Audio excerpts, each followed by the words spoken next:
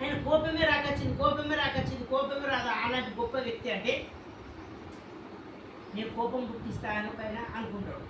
ఇక అదే నాకే పని అయినా ఆయన మర్చిపోతాడు. కానీ పెళ్ళికి డబ్బులు కావాలంటే ఆయన కోపం పుట్టి అప్పుడు ఇస్తాను కానీ ఇక కోపం పుట్టించడు పెద్ద పని అని విపరీతంగా బూతు మాటలు తిరుగుతాడు.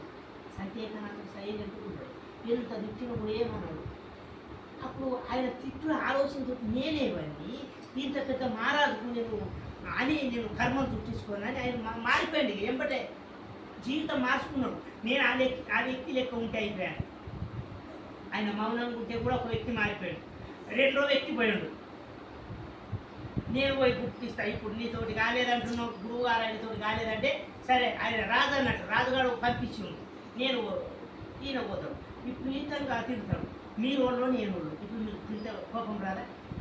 నాకు రాదా? వస్తుంది. అక్కడ నాకు జ్ఞానం లేదన్నట్టు. ఇంకా పాఠం నేర్చుకోలేదు. ఇంకా పాఠం కావాలంటే సాధన పక్క చేయాలన్నట్టు. మనకి దుఃఖం వస్తుంది.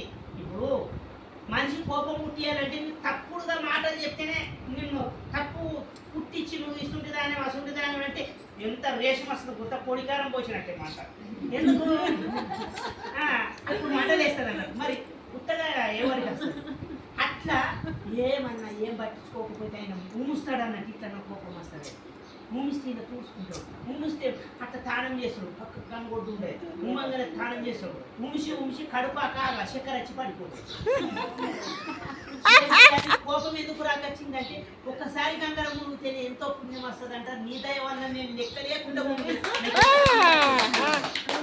మనం అంటాం అట్లా. బండి మీద మనం ఎన్నుకున్నాం. ఆ బండి మీద ముంగట